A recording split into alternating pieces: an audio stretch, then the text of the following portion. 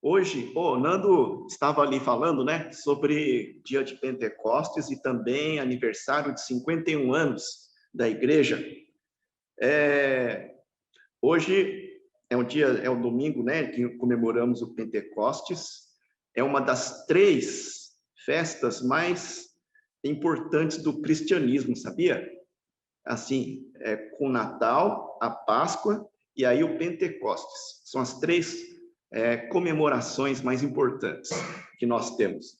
E essa data, né, como o Nando nos lembrou ali, ela é considerada a data do nascimento da Igreja de Cristo. E com a vinda do Espírito Santo, né? E também, né, em nossa igreja aqui, é o dia que se comemora a data da fundação da Igreja de Santo André, né? Igreja Holiness de Santo André. Então, hoje completa 51 anos, a igreja completa 51. O ano passado a gente estava querendo, né, fazer uma festa de aniversário, mas se Deus quiser, ainda nós vamos fazer aquela festa retumbante de aniversário quando for possível. Amém? Mas agora vamos ver na palavra de Deus, então, o Pentecostes e aspectos importantes para a gente observar em relação à colheita, né? Colheita parece um assunto meio assim meio fora do assunto, mas não é não. Vamos ver isso, tá? O contexto primeiro, o Pentecostes, né? Como que foi isso? Vamos pensar nos últimos 60 dias antes do Pentecostes. O que aconteceu nos últimos 60 dias? Né? Porque isso deve ter sido muito estranho, todos esses acontecimentos ali observados pelos discípulos, né? Vividos pelos discípulos. Então, a gente pode ver assim que tudo começou no dia em que Jesus entrou em Jerusalém. Em Jerusalém, aquela entrada, nós chamamos aquela entrada triunfal em Jerusalém, né? De Jesus em cima de um jumento e as pessoas colocando folhas no chão para onde ele passasse, né? Clamando Hosana, né? Então, esse é o momento em que Jesus entrou. E Jesus entrava em Jerusalém logo antes de uma das duas festas mais nacionalistas, mais importantes de Israel, né? Logo antes da Páscoa e também antes do Pentecoste. Duas festas, né? A terceira seria a festa dos tabernáculos, mas seria lá mais dali a uns meses adiante. E era uma festa onde todos os judeus, homens, eles deveriam comparecer em Jerusalém numa assembleia solene, né, num culto solene, um ajuntamento solene, e deveriam levar ofertas, né, nesse momento. Bom, e o que as pessoas esperavam de Jesus ao Jesus entrar em Jerusalém? Uma das coisas que eles esperavam muito é que Jesus se levantasse como um rei e liderasse uma expulsão dos soldados do povo romano ali, né? Era uma das grandes expectativas sobre Jesus, que ele entrasse lá e expulsasse, né, os romanos. Mas o que Jesus fez, né? Ao invés de ele expulsar os romanos, Jesus vai para o templo. E chegando no templo, ele expulsa os cambistas, expulsa os ladrões, expulsa aquela turma que se aproveitava, né, da situação para ganhar dinheiro. Então, Jesus expulsa essa turma daí, né? Ele começa a limpar o templo. E logo depois nós vemos, então, Jesus, ele prepara a última ceia, dá um novo significado para a Páscoa, sendo ele o Cordeiro Pascal, e vemos ali também, assim, logo depois ali,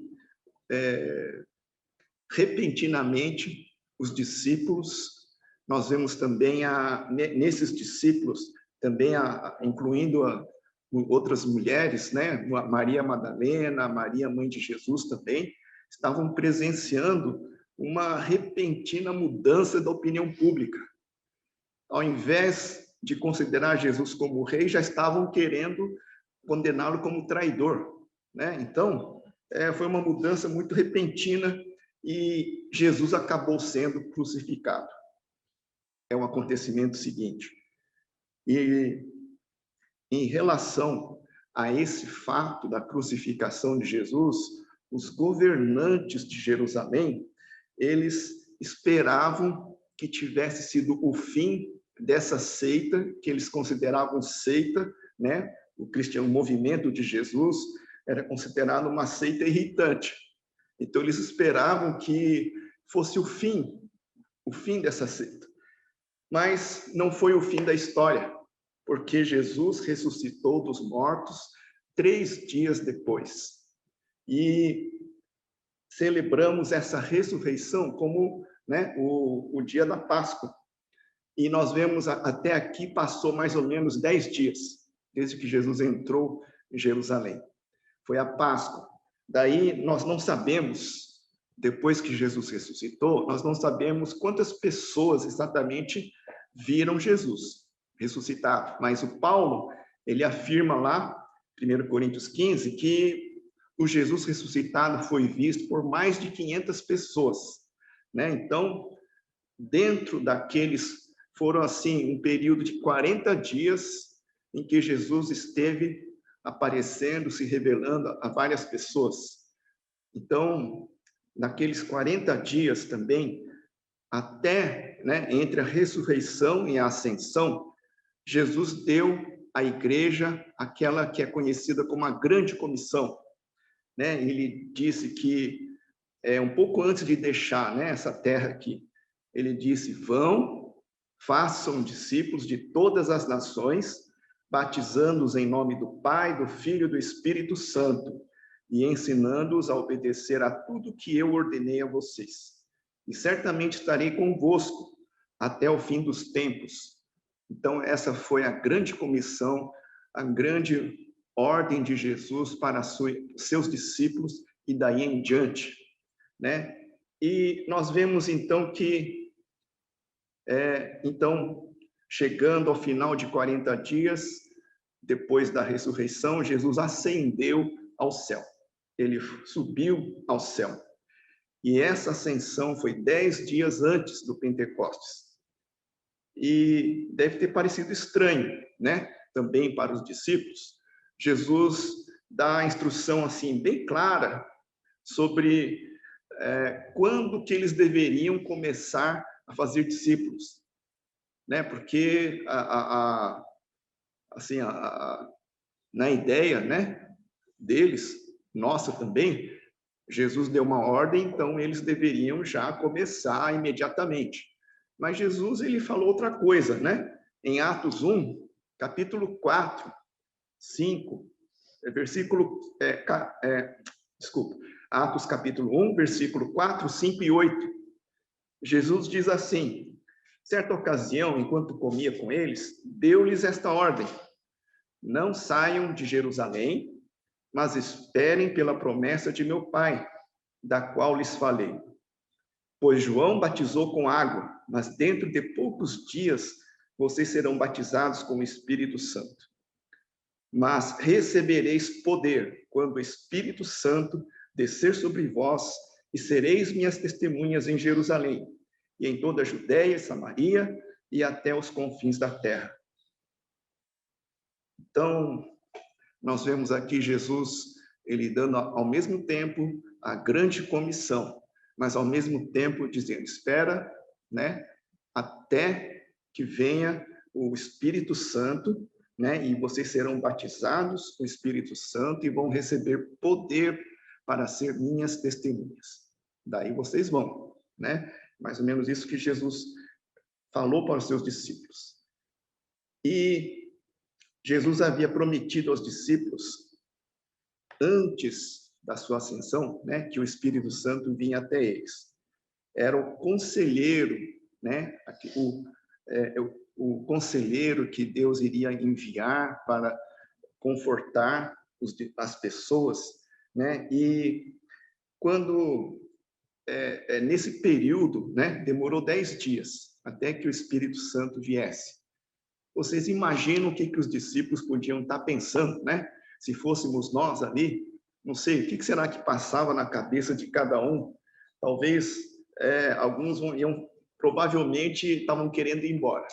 Ah, isso aí não vai dar certo, né? Tá demorando muito, o que será que vai acontecer, né? Outros talvez estão querendo esperar, né? Vamos ver, peraí, vamos ver, já viemos até aqui, né? Vamos ver o que vai acontecer.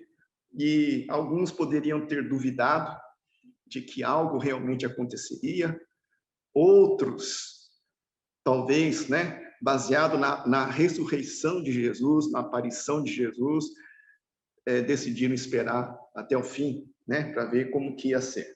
Tiveram fé para esperar.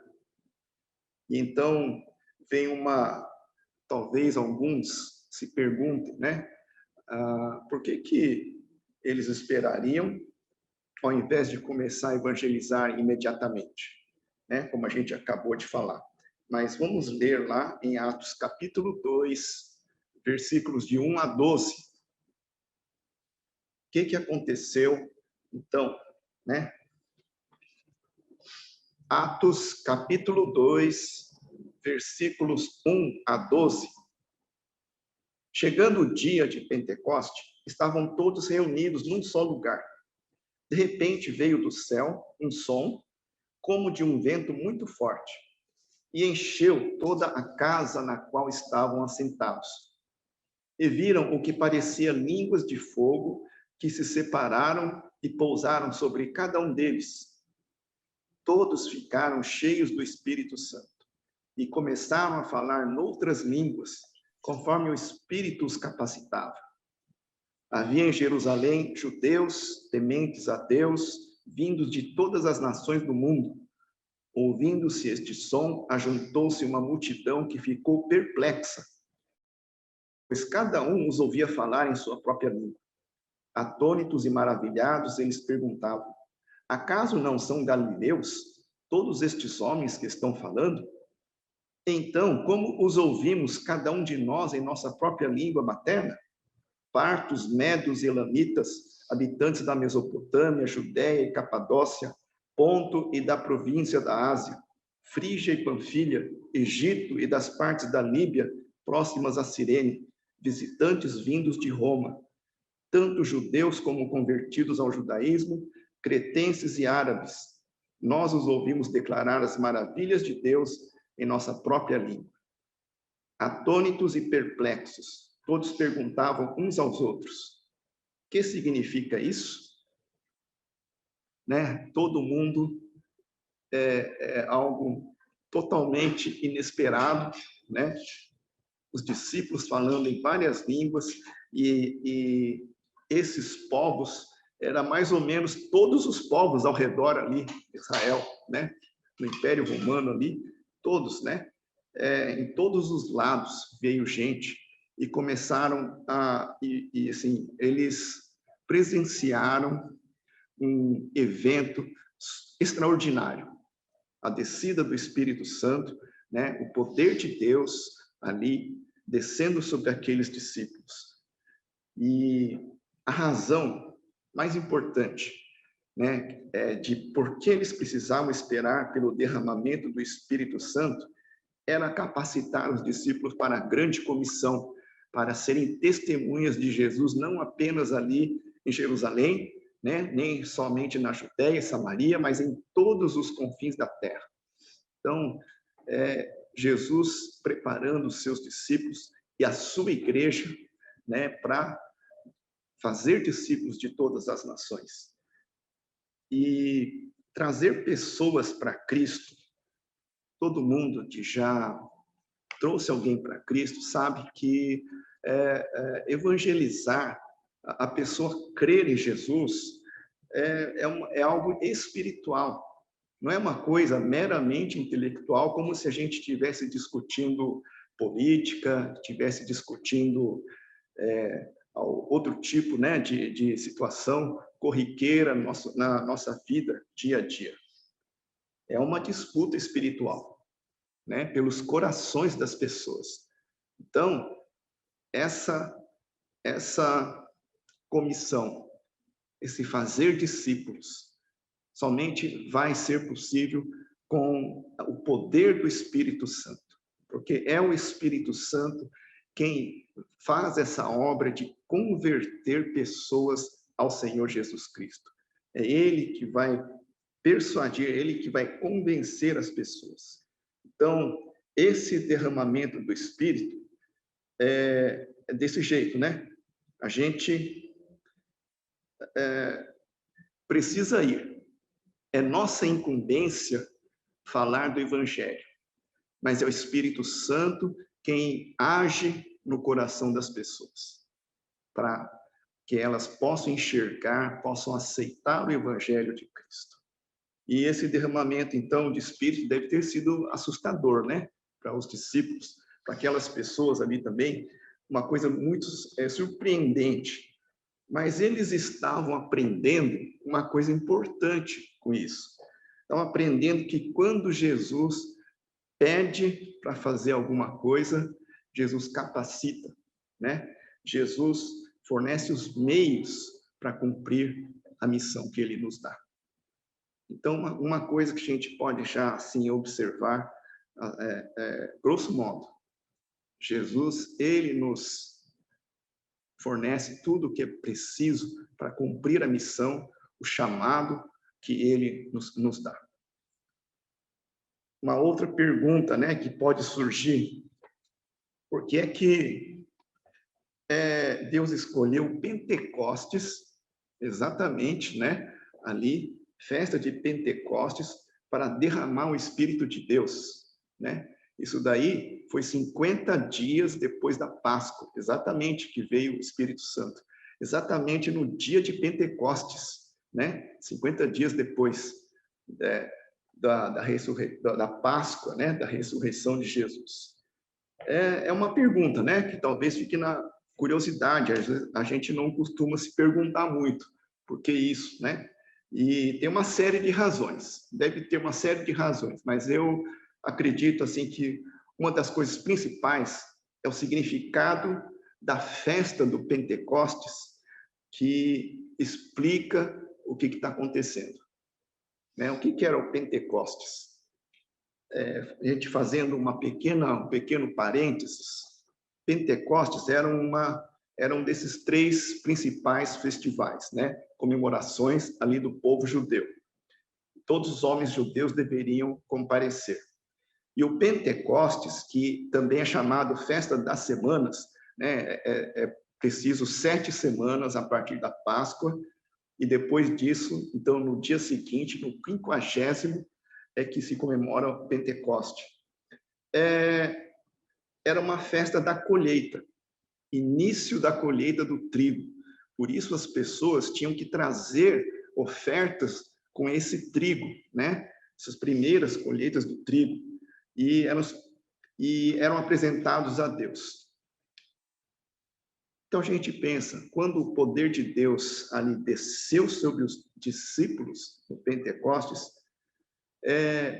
eu creio que Deus estava dizendo também o início de uma nova colheita. Lá em João, capítulo 4, versículo 35, Jesus diz para os discípulos, né? Aliás, diz ali também, ele estava conversando com a mulher samaritana, né? Mas Jesus chega um momento e fala com os seus discípulos. João 4, 35. Vocês não dizem, daqui a 4 meses haverá colheita? Eu lhes digo, abram os olhos e vejam os campos, eles estão maduros para a colheita. Né? Então, Jesus, ele sempre falou em colheita também. Por isso, é uma das coisas que eu imagino é uma colheita que começou ali e até 2000 anos depois continuamos colhendo, né? Assim, pensando em colheita espiritual, no sentido de se fazer discípulos, né? Conquistar discípulos para Cristo e de todas as nações. Então, seria assim, uma expansão e edificação da igreja de Cristo, a partir daí. Mas a gente vê, né, como nós somos chamados a fazer parte dessa igreja. Nós, aqui também, da Igreja Holiness de Santo André, fazemos parte dessa expansão, né, dessa edificação da igreja de Cristo que começou ali em Pentecostes. Então, nós também somos fruto dessa colheita. Nós fomos, né, desde o momento em que nós cremos em Jesus como Senhor e Salvador, nós fazemos parte dessa igreja de Cristo. E independente de onde vivemos, né, seja em qual nação for, nós fazemos parte dessa igreja de Cristo. E por essa leitura do livro de Atos, a gente pode observar três coisas importantes. Três coisas importantes quando a gente fala dessa expansão da igreja daí em diante. Primeiro, os discípulos, eles obedeceram a Jesus. Eles consultaram e obedeceram a Jesus. O primeiro princípio importante nessa colheita espiritual é ouvir e obedecer a Jesus. Depois que Jesus deu aos seus discípulos a grande comissão, ele disse para que eles esperassem, né? Esperassem ali em Jerusalém. Jesus não explicou direito por quê, né? Embora a gente, agora em retrospectiva, a gente possa ver por quê, né? Que eles teriam sucesso nessa missão quando recebessem o poder do Espírito Santo. Então, nós vemos ali, em retrospectiva, que essa foi a razão. Mas também tem uma lição para nós aí, né?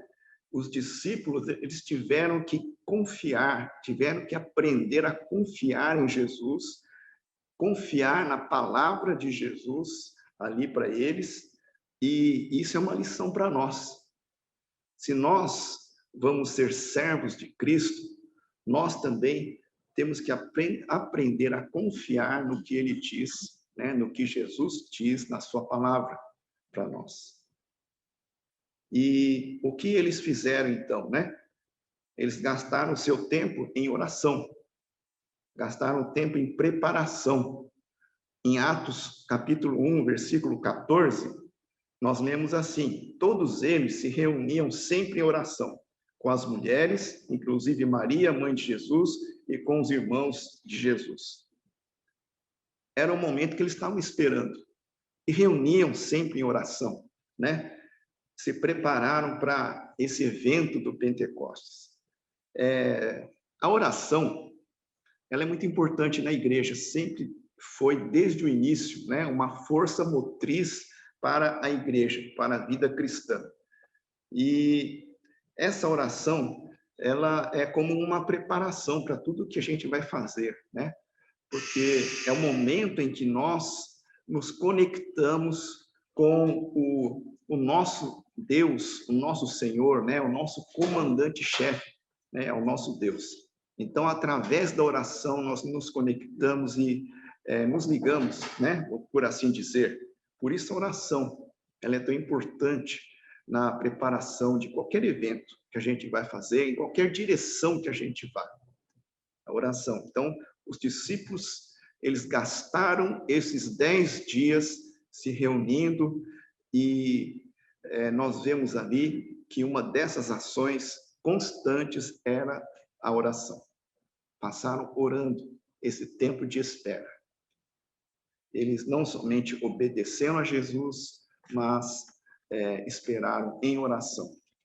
A gente está nessa pandemia aqui, né, também aguardando poder reunir novamente.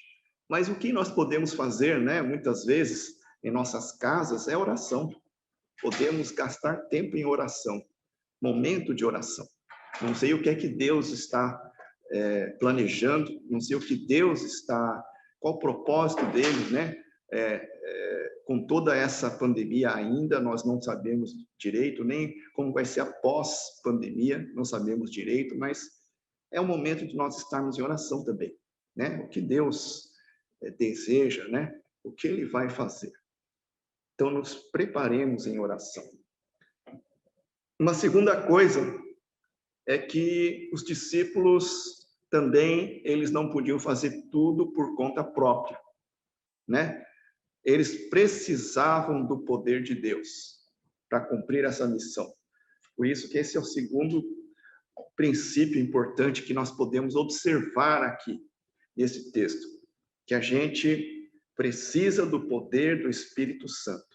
Deus, ele pede que a gente esteja disposto, né? E a gente não tem, mas assim, a gente não tem que fazer tudo pelas nossas próprias forças.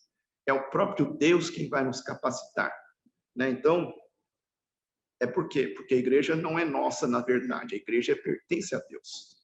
É Ele quem nos dirige, é Ele quem nos capacita, né? Embora nós sejamos convocados para trabalhar, né? Para servi-lo na igreja, mas é Ele quem nos capacita, é Ele quem nos dirige, é Ele quem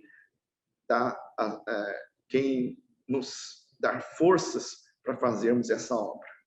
E se vamos fazer a obra de Deus, nós precisamos fazer na força dele, né? No poder dele, não no nosso. E por isso essa experiência de Pentecostes mudou os discípulos. Nós vemos como que daí para frente os discípulos mudaram e foram transformados, né? Eles começaram então a agir, começaram a servir com poder, né? Baseado no poder de Deus e com ousadia. Um terceiro ponto importante que nós vemos ali é que os discípulos basearam a mensagem deles, eles entenderam esse evento de Pentecostes, principalmente na mensagem de Deus, né? Eles basearam esse evento na palavra de Deus. E naquele tempo, a única escritura que Pedro possuía, que os discípulos possuíam, era o Antigo Testamento. E só que Deus deu entendimento para eles sobre aquele evento que estava acontecendo. Pedro, né, inspirado por Deus, ele percebeu, então, o cumprimento da profecia de Joel ali. Pedro vai explicar, então, esse evento nas Escrituras, baseado nas Escrituras, né, o que havia sido predito mais ou menos 800 anos antes, pelo profeta Joel. Nós vemos ali em Atos, capítulo 2, versículo 13 a 21. Atos 2, 13 a 21. Alguns, todavia, zombavam deles e diziam: eles beberam vinho demais. Então Pedro levantou-se com os 11 e em alta voz dirigiu-se à multidão: homens da Judéia e todos os que vivem em Jerusalém, deixe-me explicar-lhes isto. Ouçam com atenção. Estes homens não estão bêbados, como vocês supõem, ainda são 9 horas da manhã. Pelo contrário, isso é o que foi predito pelo profeta Joel. Nos últimos dias, diz Deus, derramarei do meu espírito sobre todos os povos. Os seus filhos e as suas filhas profetizarão. Os jovens terão visões. Os velhos terão sonhos. Sobre os meus servos e as minhas servas derramarei do meu espírito naqueles dias, e eles profetizarão. Mostrarei maravilhas em cima no céu e sinais embaixo na terra, sangue, fogo e nuvens de fumaça. O sol se tornará em trevas e a lua em sangue, antes que venha o grande e glorioso dia do Senhor. E todo aquele que invocar o nome do Senhor será salvo. Então, Pedro, ele explica aquele evento como um cumprimento da profecia de Joel, né? Um cumprimento da promessa de Deus. E seria uma nova época sendo inaugurada, né? Uma nova era da graça, da salvação em Cristo. todos, né, os que invocarem o nome do Senhor serão salvos. Então, era uma época de graça e de salvação. Logo a seguir, aqui, se os irmãos depois quiserem ler a continuação em Atos, vão perceber que Pedro ele faz uma série de associações entre várias passagens do Antigo Testamento e a crucificação de Jesus, né, e a ressurreição. E essa pregação de Pedro levou à conversão de mais de 3.000 pessoas naquele dia. Então, a gente percebe como nesses momentos chaves, esses momentos importantes, sempre a palavra de Deus esteve presente. Muitas seitas modernas, né, se desviam com seus falsos ensinos ou desviam as pessoas com falsos ensinos porque as pessoas não conhecem a palavra de Deus.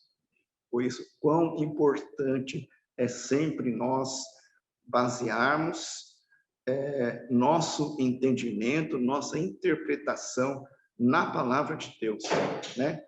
Interpretação dos eventos na palavra de Deus. Deus, ele se revela na Bíblia. Deus se revela nas Escrituras, por isso, os eventos, as experiências cristãs também que sejam genuínas, precisam ser baseadas na palavra de Deus. E o que está acontecendo ali não era ninguém bêbado, não era ninguém fora de si.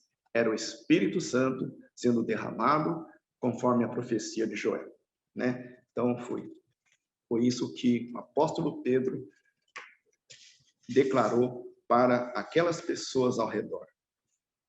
Para concluir, o Espírito Santo ele está com a igreja desde Pentecostes, né?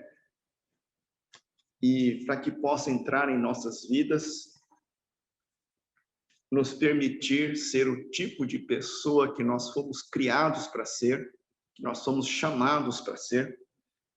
E cada dia a gente precisa ser cheios do Espírito Santo.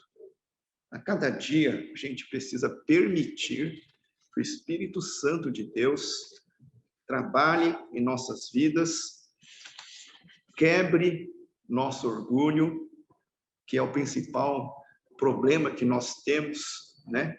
E nos conceda que a gente carregue a nossa cruz neste mundo. É o Espírito Santo, é a obra do Espírito Santo trabalhando constantemente em nossas vidas. Então, nesse sentido que nós somos transformados, né? E somos tornados novas criaturas. É um processo espiritual do Espírito Santo em nossas vidas. E, além disso, também nós percebemos como é consolador nós entendermos que essa expansão da igreja, essa missão que Jesus nos dá, é uma obra que não é nossa, mas é de Deus.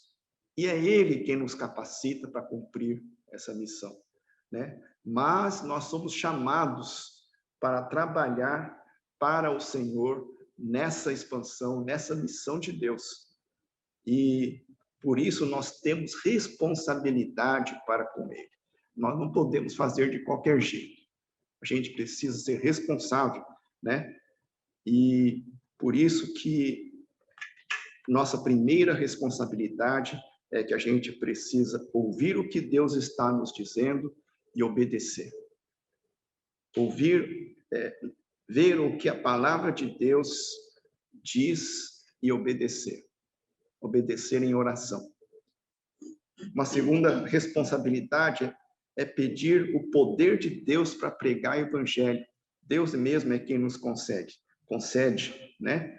Porque nós precisamos desse poder de Deus para pregar o evangelho, para ser testemunhas verdadeiramente de Cristo em qualquer lugar onde nós estejamos. A nossa terceira responsabilidade é conhecer bem a palavra de Deus, né? Conhecer bem as Escrituras. Se a gente vai pregar o evangelho com eficácia, a gente precisa estar baseado nas Escrituras, né? Sempre nas Escrituras. Amém? Vamos ter um momento de oração? Eu gostaria que cada um dos irmãos se colocasse diante de Deus. Nós temos um chamado de Deus, todos nós temos um chamado que é para todos, que é fazer discípulos de todas as nações, né? Ensinando-os a obedecer tudo o que Jesus ordenou. Então, é uma missão para nós. Vamos colocar nossas vidas diante de Deus, renovar nosso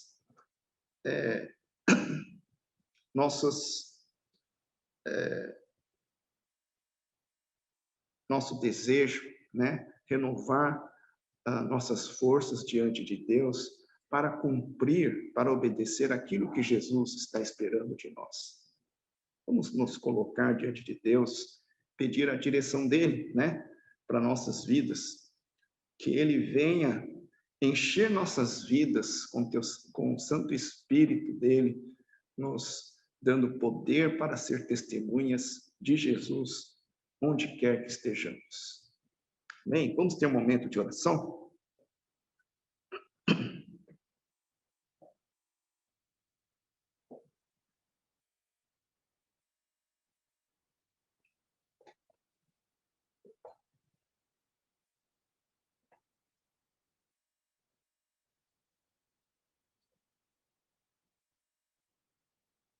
Senhor nosso Deus, nosso Pai celestial, nós estamos aqui, ó Deus, diante de Ti, Senhor.